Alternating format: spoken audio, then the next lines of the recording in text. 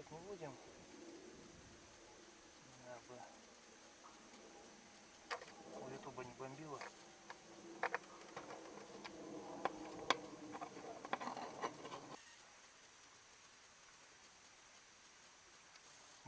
Слишком мало места, куда можно мелочевку положить.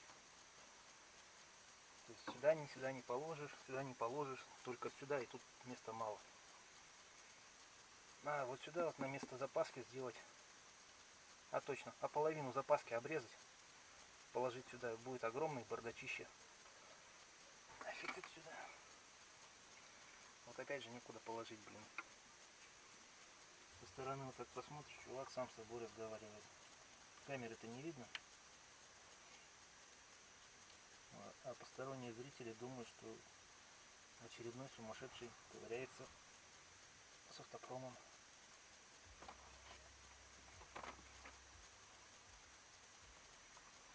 И вот оно, ребятки.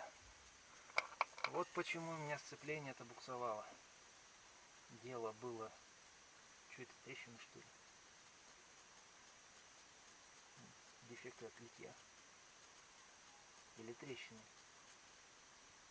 Не, просто дефекты литья.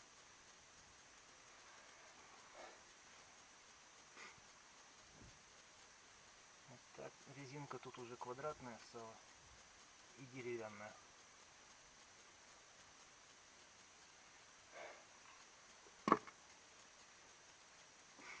И получается, масло капало. Вот прямо сейчас я снял корпус распределителя.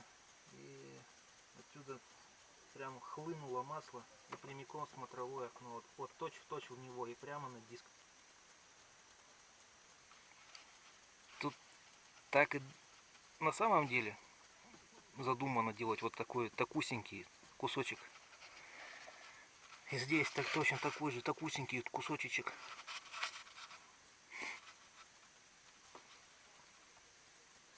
Здесь даже страшно к нему прикасаться, потому что фильтр нафиг обломается весь. Ну, блин, да, стоит все-таки что-то с этим сделать. Ой, бензин побежал. Но, блин, вот опять этот геморрой, некуда инструмент положить. Нафиг их тут две. Ладно, в бой идет самое великое изобретение. Вообще, по-моему, в истории человечества 3 самые великие изобретения. Это пассатижи, изолента и туалетная бумага. Без них история просто остановилась. Мы сюда засунем, чтобы туда ничего не сыпалось. Да, и для тех, кто все-таки не заметил,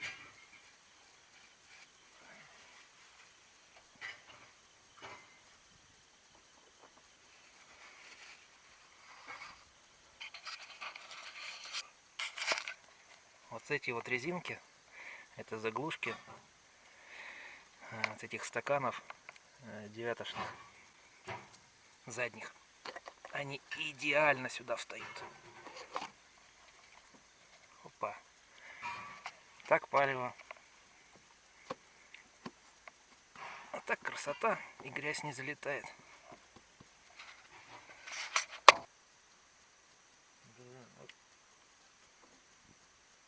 Приехал бы к Лехе в гости. Да блин, далековато ехать. Так сожалею, что живем так далеко. 2500 километров. Это как-то, блин, многовато, вам не кажется? Но я имею в виду на машине ехать.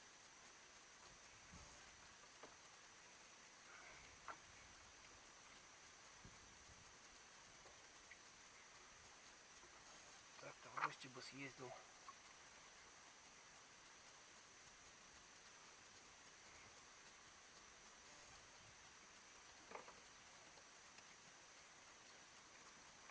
Ну не на Оке, конечно, я думаю, вы понимаете, что не на Оке. Не, я хотел китайца купить. Говорит, подержанный.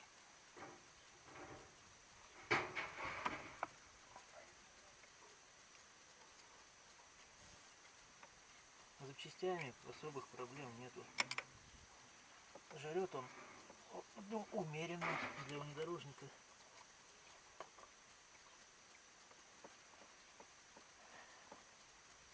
Движок, в принципе, не мощный. Что там, 102 лошади. Это, наверное, в новом моторе, не в бэушном. Не в покатанном, поезженном, как сказать, поношенном, потасканном.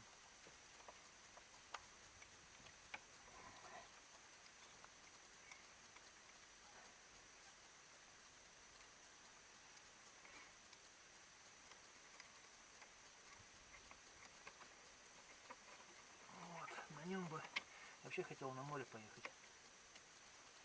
И хотел я, говорит, Вова, Дира G5 длинного, самого длинного, потому что я 1,80 м, и могу спокойно растянуться в нем. И в нем спокойно жить можно, спать палатка не нужна.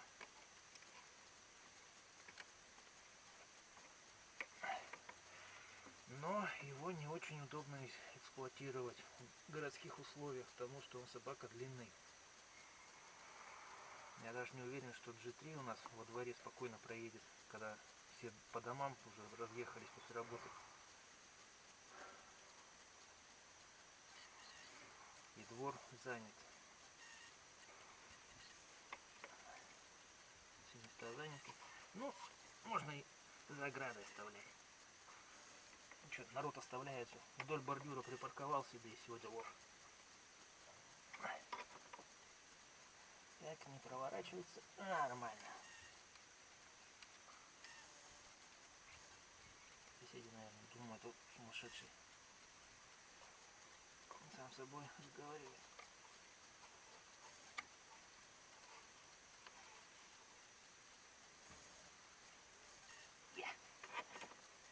Готово. На сюда какой-то привод, блин, сделать. Какую-то палку-крутилку. Как можно было из салона поворачивать. Тягу какую-нибудь. Ну, надо переносить, блин, делать нормальный тросик подсоса. Потому что как он исполнен в заводском стандарте, у него уже нафиг скоро оторвется кронштейн, на котором он сидит, потому что он из фольги сделанный. Все-таки плоскость нарушена, скорее всего. Как на карбюраторах, когда карбюраторы собирают и перекручивают их по впускному коллектору, перетягивают гайки, и все, плоскость искривляется. Прокладка-то вроде бы прожалась по шпилькам, а в середине воздух свистит. Кстати, здесь такая же фигня была. Действительно, зазор миллиметр примерно. Ёлки-палки. Более-менее создал я плоскость на наждаке, потом напильником. Вообще так делать нельзя. Даже если... Вот так делать нельзя, но если очень-очень нужно, то все равно нельзя. Потому что слой металла становится тоньше, и его еще легче изогнуть потом. Магнитрон. В магнитроне есть два нормальных магнита. На одном магните сейчас висит камера. Этот магнит прилеплен к капоту. Вот. Думаю, достать еще пару магнитов, и они, в принципе, могут послужить хорошую службу в машине. Взял его, прилепил сюда куда-нибудь. Все, и инструменты к нему лепишь, гайки, болты к нему лепишь, и ничего не падает. Надо взять на заметку. Ну, сейчас разбираем эту ботву.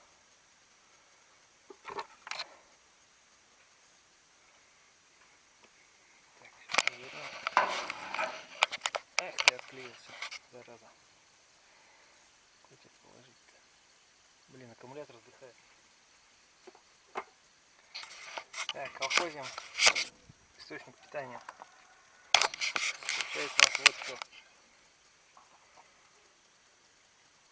Короче, это не нормальный прикуриватель, это просто переходник для зарядки маленьких аккумуляторов. Это просто подобие гнезда прикуривателя, куда воткнута зарядка.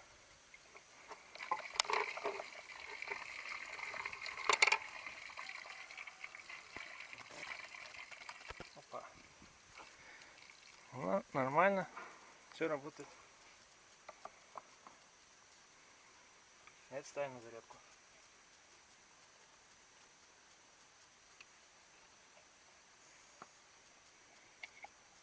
Там обычная шайба стоит разломанная в одном месте и сжатая, потому что родная пружинка отсюда была потеряна. И вообще этот шток, он вообще болтался сам по себе. Старый сальник, деревянный, даже не деревянный, он вообще не прожимается.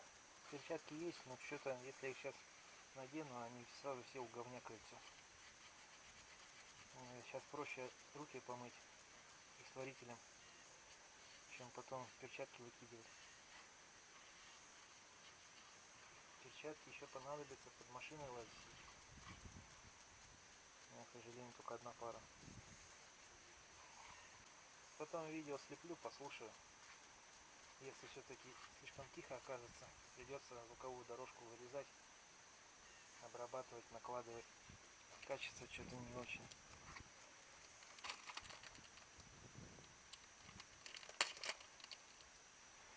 Ремкомплект трамблера 8-ручного.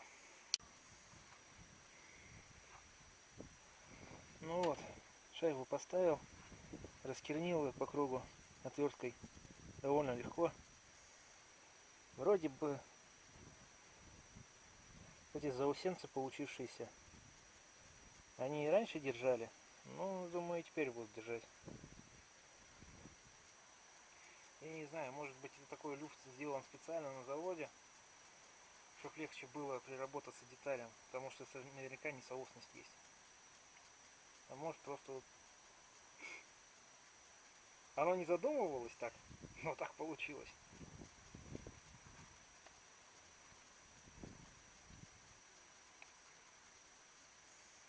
И втыкаем пружинку обратно.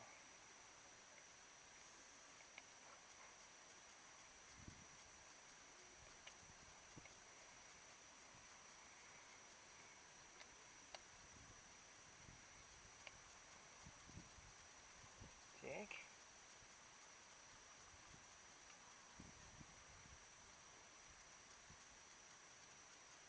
Нормально. Ничего нигде не задевает.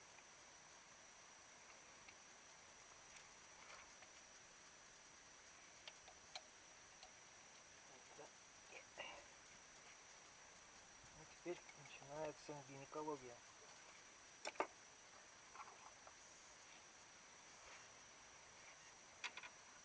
Надо как-то туда эту фигню надеть. О. Фу, невкусно.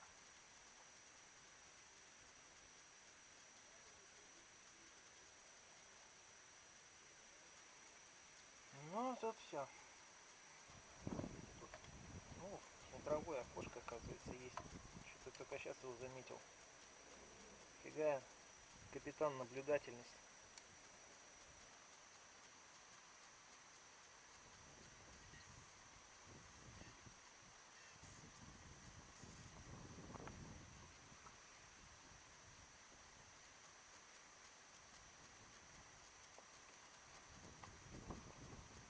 Как в сказке, со свистом.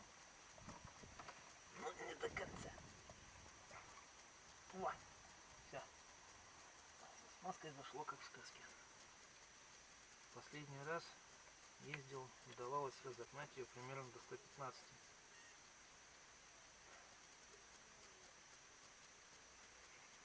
Из-за большего радиуса колес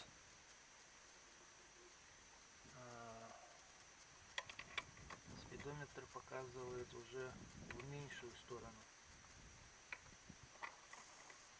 То есть со стандартными колесами погрешность примерно где-то процентов 8-10,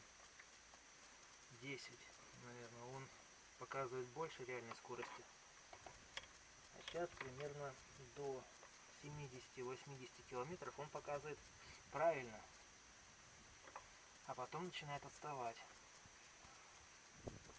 То есть спидометр показывает сотню, а GPS показывает 105-107.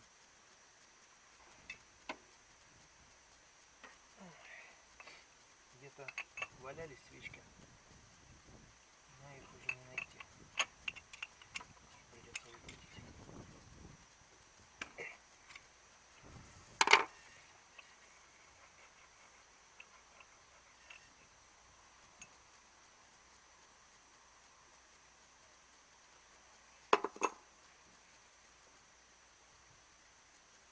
Давай, выкручивайся.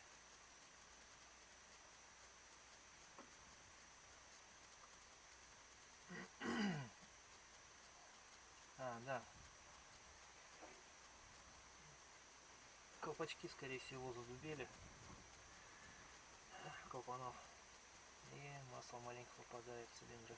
Втыкаем отвертку в свечной канал. Включаем передачу и двигаем.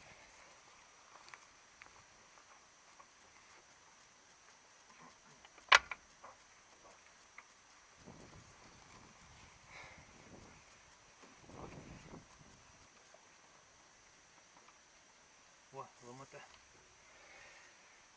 Ищем отметку. Ступицу-то для чего покупал?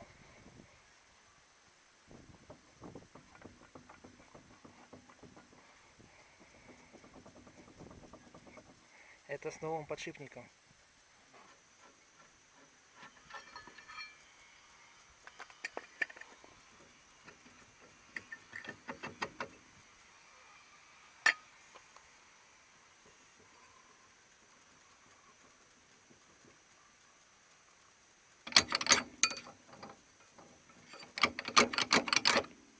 Да, все ужасно. Блин.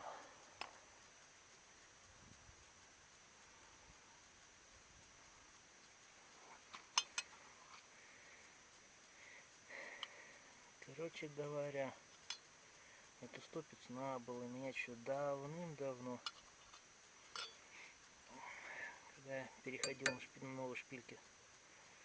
Потому что здесь она была поношена, и она чуть не со свистом вылетела на свое место.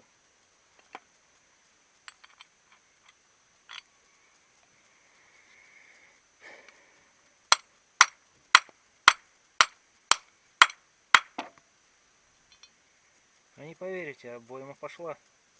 Ну, как говорится, вуаля. Аккуратненько удалось снять. Сейчас шпильки запрессовываю. Напрессовываю сюда обойму. И пробую запрессовать. Еще запрессовщик делать надо. Длинным болтом попробую закрутить туда, затянуть.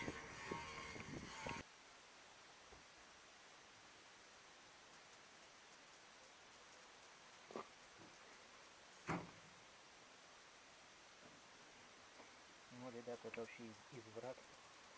Изврат. Каких врат? Из каких врат? Вообще изврат. Дикий. Вот это трешняк. А вам не кажется, что это трешняк? Но прикол еще в том, что сейчас на тормоз не нажать.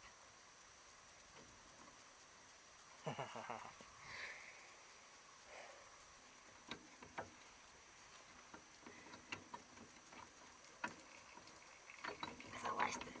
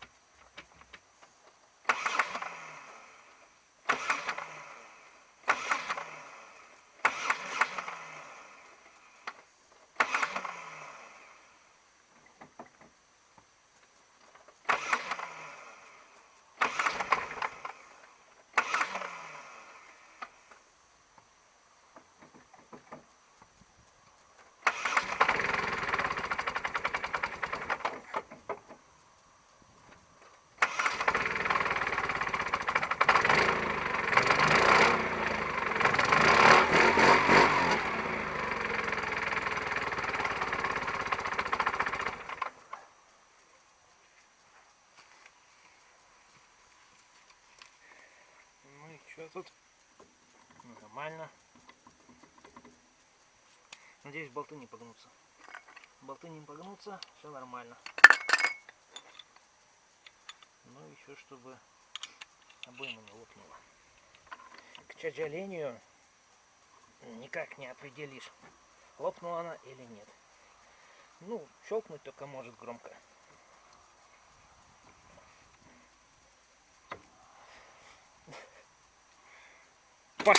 Ай, бля.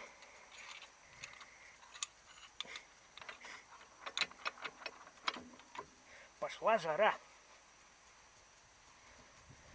Ну, сейчас, получается, запрессовываем ступицу в половинку подшипника. О, упирается.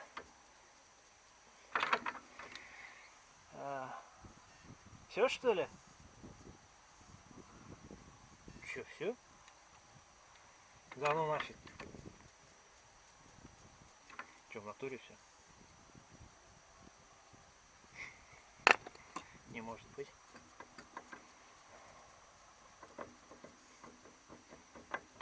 В натуре все.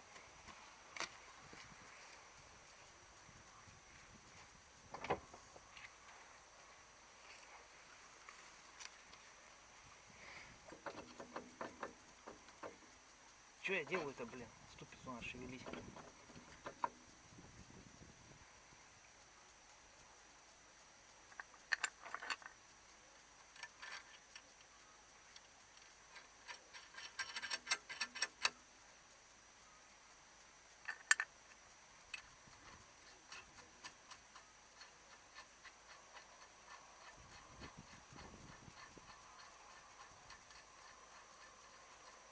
Что-то я не посмотрел, была, нет, трещина. Ну как вам сказать? Не шевелится. Ну, колесо поставим, будет видно. У кого шевелится, у кого не шевелится. Ну, чуть-чуть люфт есть. Чуть-чуть.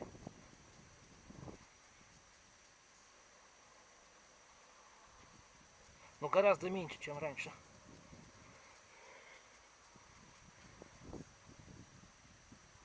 Да это не люфт, это моя машину трясу просто. Хотя нет, что-то чувствуется. Или мне кажется.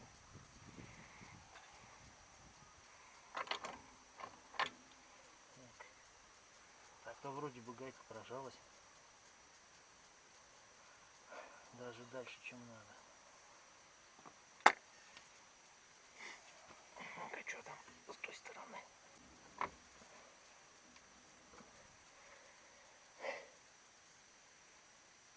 Действительно, готово. Все на месте. Все в шоколаде.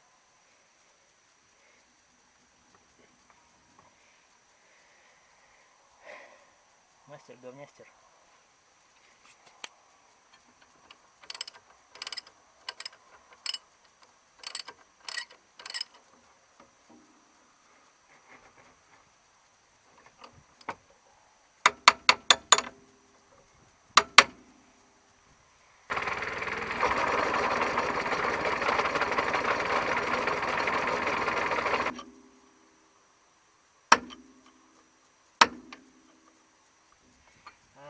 Болтик я сюда не вкручиваю, потому что он упирается в диск.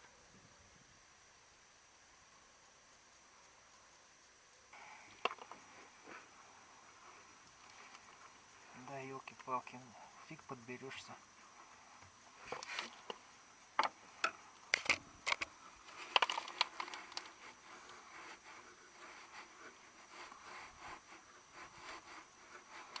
Сейчас замараем получше, чтобы потом видеть, где должна гайка стоять. Чтобы опять сход-развал долго не ковырять. Блин, еще ж глушитель делать надо, ёкарный бабай.